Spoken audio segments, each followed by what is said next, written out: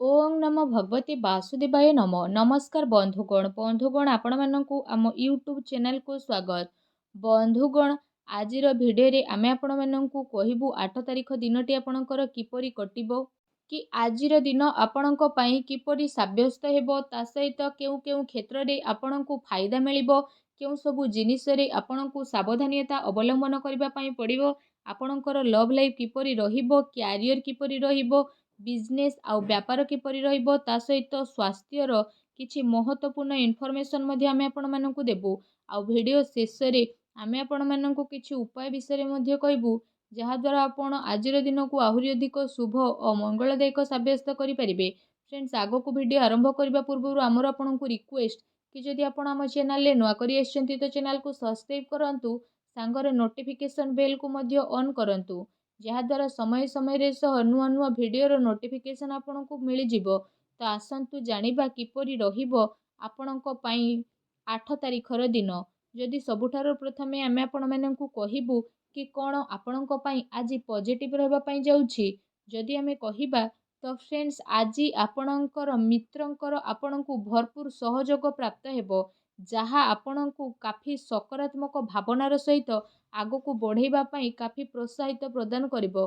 आपणको आपणकर कार्य क्षेत्र रे आज कोनोसी कार्य पई अधिक अनुकूलता मध्ये अनुभव हेबो ता सहित आजिर दिन आर्थिक दृष्टिकोणरू आपणको पई बहुत ही भल दिन रहबा पई जाउछि जहा द्वारा आपणको मन बहुत ही अधिक प्रसन्न रहइबो आपणकर आर्थिक स्थिति रे काफी अनुकूल परिवर्तन देखा देबो आउ आपणकर व्यवसाय रे मध्ये वृद्धि घटिबो आमदानी रो स्रोत रे लाभ हेबो ता सहित आपण आर्थिक रूप रे विशेष भाव रे भल सामंजस्य बनै कि ही रखिबे ता सहित आपणकर साक्षात आपणकर मामू आउ मौसी घर पक्ष लोकंक सह होई मध्ये पारे जांक सह मिसिकी आपणकु काफी खुशी अनुभव हेबो आउ आपसे आपणकर कोनोसी कार्य रे मध्ये सहाय्य सहयोग प्रदान करिवे ता सहित धार्मिक कार्यकलाप रे आपणकर वृद्धि हेबो आपणकर से सबुरे खर्च मध्ये होई पारे संघर्ष करिबा परे कार्य रे आपणकु सफलता विशेष भाव रे दिन रे प्राप्त हेबो जदि आपण कोनोसी यात्रा पई जिबार इच्छा रखिचंती तो प्रयास करिबा रे आपणकु सफलता मिलिबो ता सहित आपण कार्य क्षेत्र रे जदि निजर परिश्रम जारी मध्ये रखुचंती तो तार शुभ फल मध्ये आपणकु अवश्य ही प्राप्त होई जिवो।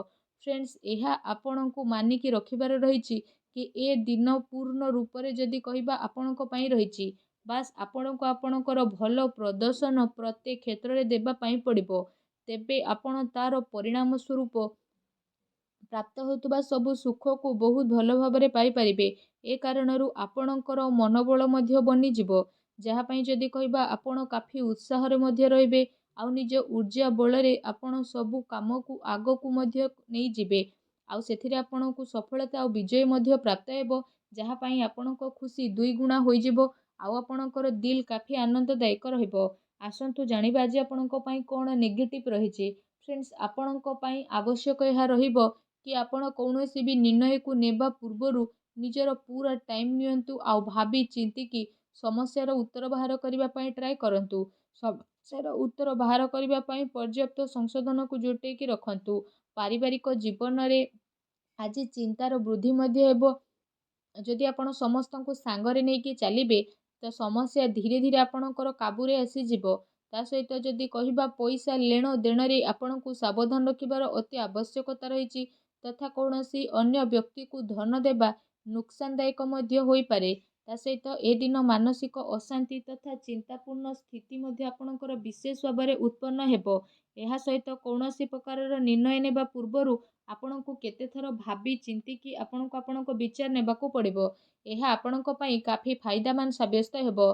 फ्रेंड्स एहा सहित क्रोध उपरे नियंत्रण एवं वाणी उपरे आपणको संयमता रखिबार अति आवश्यकता रहिछि अन्यथा विवादर स्थिति मध्ये बनी पारे पारिवारिक माहौल आपणकर अनुकूल रहिबो किंतु ध्यान रखंतु कि आपणको कथारे काहाको आघात जेमिति न पहुंचू ता सहित आपण परिवार को जोड़ी की रखिबा पई चाहुचंती तो आपणको आपणको जीवन रे किछि समझौता पई रेडी रहिबा पई पड़िबो अन्यथा स्थिति आपणको नियंत्रण रु बाहर को मध्ये बाहरी पारे आपणको परिवार लोकंको सहित धन संबंधित समस्या को सुलझेबा पई मध्ये पड़िबो ଆଉ ନିଜ ତରଫରୁ ଅଧିକରୁ ଅଧିକ ଯୋଗଦାନ କରିବା ପାଇଁ ମଧ୍ୟ ଆପଣଙ୍କୁ ପ୍ରସ୍ତୁତ ରହିବାକୁ ପଡ଼ିବ।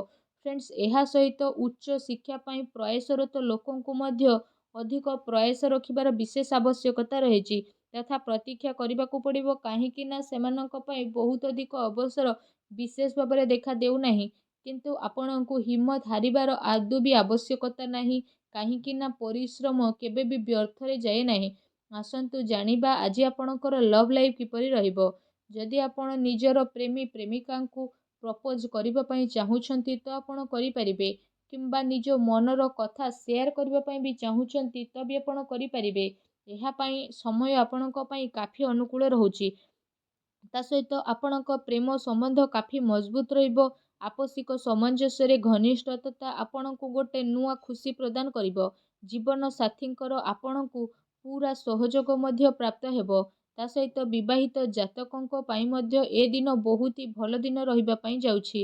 ଫ୍ରେଣ୍ଡସ୍, ଆଜିର ଦିନ ଆପଣଙ୍କ ପ୍ରେମ ଜୀବନ ଦୃଷ୍ଟିରୁ ବହୁତ ଭଲ ଦିନ ଯେହେତୁ ରହିବ, ତ ଆସନ୍ତୁ ଜାଣିବା ଆଜି ଆପଣଙ୍କର ବ୍ୟବସାୟିକ କ୍ୟାରିୟର କିପରି ରହିବ। ଫ୍ରେଣ୍ଡସ୍, ବ୍ୟବସାୟିକ ଧନ୍ଦାରେ ଆଜି ଆପଣ ଆର୍ଥିକ ଲାଭ ଏବଂ ଚାକିରିରେ ଲାଭର ଅନେକ ଯୋଗ ବନୁଅଛି। ଗ୍ରହ ନକ୍ଷତ୍ର ଅନୁକୂଳ ରହିବା କାରଣରୁ ଆକସ୍ମିକ ଧନ ଲାଭର ଆପଣଙ୍କର ଅନେକ ଯୋଗ ବନୁଛି। ତା ସହିତ ଆପଣଙ୍କୁ ପଇସାର ଲେଣ ଦେଣରେ ମଧ୍ୟ ଅଧିକ ଫାଇଦା ହେବ। ଅଟକିଥିବା ସବୁ କାର୍ଯ୍ୟ ମଧ୍ୟ ଆପଣଙ୍କର ପୂରଣ ହେବ। ଆଉ ଧନ ଲାଭର ଭଲ ସ୍ଥିତି ମଧ୍ୟ ବନିବ, ଯାହା ପାଇଁ ଆପଣଙ୍କ ମନ ବହୁତ ହି ପ୍ରସନ୍ନ ରହିବ। ଫ୍ରେଣ୍ଡସ୍, କାର୍ଯ୍ୟ ବିସ୍ତାରତାର ଆପଣଙ୍କର ନୂଆ ଯୋଜନା ବନିବ। ବ୍ୟାପାରକୁ ନେଇକି ଆପଣ କୌଣସି ନୂଆ ଯାତ୍ରାରେ ଯାଇପାରନ୍ତି, ଯାହା ଆପଣଙ୍କ ପାଇଁ କାଫି ଲାଭଦାୟକ ସିଦ୍ଧ ମଧ୍ୟ ହେବ। ଏହା ସହିତ ଯଦି କହିବା, ଆଜି ଆପଣ ପ୍ରପର୍ଟିରେ ମଧ୍ୟ ନିବେଶ କରିପାରିବେ, ଯାହା ଭବିଷ୍ୟତରେ ଯାଇକି ଆପଣଙ୍କ ପାଇଁ କି କାଫି ଲାଭଦାୟକ ସିଦ୍ଧ ହେବ। ଚାକିରି କରୁଥିବା ବ୍ୟକ୍ତିବିଶେଷଙ୍କ ପାଇଁ ଆଜିର ଦିନ ବହୁତ ହି ଭଲ ଦିନ ରହିବ। ଫ୍ରେଣ୍ଡସ୍, ଆସନ୍ତୁ ଜାଣିବା ଆଜି ଆପଣଙ୍କ ପାଇଁ ସ୍ୱାସ୍ଥ୍ୟ କିପରି ରହିବ। ଯଦି କହିବା ବୁଦ୍ଧିମାନିର ସହ ଆପଣ ଊର୍ଜା ଶକ୍ତିର ପ୍ରୟୋଗ କରିବେ, ତେବେ ଆପଣଙ୍କୁ ଶାରୀରିକ ରୂପରେ କୌଣସି ପ୍ରୋବ୍ଲେମ୍ ଯେମିତି ନ ହେଉ, ଆଉ ଆପଣଙ୍କର ଜୀବନ କାଫି ଖୁସି ଭରା ବନିକି ରହୁ। ଏହା ସହିତ ଯଦି ଆପଣ ଅଧିକ ପରିଶ୍ରମ କରୁଛନ୍ତି ତ ସମ୍ଭବ ଏହା ରହିବ କି ଆପଣଙ୍କୁ କୌଣସି ଶାରୀରିକ ମାମଲାରେ ଅଧିକ ନିୟମିତ ରହିବାର ଆବଶ୍ୟକତା ରହିଛି, ଯାହାଦ୍ୱାରା ଆପଣଙ୍କୁ କିଛି ଯୋଗାସନର ସାହାରା ନେବାକୁ ପଡ଼ିପାରେ। ଏହା ସହିତ ଆପଣଙ୍କୁ ଆପଣଙ୍କ ଖାଦ୍ୟପେୟ ଉପରେ ବିଶେଷ ରୂପରେ ଧ୍ୟାନ ଦେବାର ଆବଶ୍ୟକତା ମଧ୍ୟ ରହିବ। ତା ସହିତ ଯଦି କହିବା, ଆପଣ ଆପଣଙ୍କ ସ୍ୱାସ୍ଥ୍ୟକୁ ଆହୁରି ଅଧିକ ଭଲ ରଖିବା ପାଇଁ ଆପଣ ପ୍ରତ୍ୟେକ ଦିନ ଯୋଗ କରନ୍ତୁ, ବ୍ୟାୟାମ କରନ୍ତୁ ଏବଂ ସୁସ୍ଥ ରୁହନ୍ତୁ। ଆସନ୍ତୁ ଜାଣିବା ଆଜି ଆପଣଙ୍କ ପାଇଁ କ'ଣ ବିଶେଷ ଉପାୟ ରହିଛି। ଆଜି ଆପଣ ସ୍ନାନ ଆଦି କରିସାରିବା ପରେ ଭଗବାନ ଭୋଳାନାଥଙ୍କୁ ତିଳ ଏବଂ ଜଳ ଅର୍ପଣ କରନ୍ତୁ। ଏହା ସହିତ ମହାମୃତ୍ୟୁଞ୍ଜୟ ମନ୍ତ୍ରର ମଧ୍ୟ 108 ଥର ଜପ କରନ୍ତୁ ରୁଦ୍ରାକ୍ଷ ମାଳର ସହିତ। ଏପରି କରିବା ଦ୍ୱାରା ଭଗବାନ ଭୋଳାନାଥ ବହୁ ଶୀଘ୍ର ପ୍ରସନ୍ନ ହେବେ ଏବଂ ଆପଣଙ୍କର ସମସ୍ତ କଷ୍ଟକୁ ମଧ୍ୟ ଦୂର କରିବେ। ଆଉ ଯାହା ବି ଆପଣଙ୍କ ଜୀବନରେ ପ୍ରୋବ୍ଲେମ୍ ଚାଲିଛି ତାହା ସଲ୍ଭ ହୋଇଯିବ। ଭିଡ଼ିଓଟି କେମିତି ଲାଗିଲା କମେଣ୍ଟ କରିକି ଜଣାନ୍ତୁ। ଚ୍ୟାନେଲରେ ନୂଆ ଆସିଥିଲେ ଚ୍ୟାନେଲକୁ ସବସ୍କ୍ରାଇବ୍ କରନ୍ତୁ। ଧନ୍ୟବାଦ।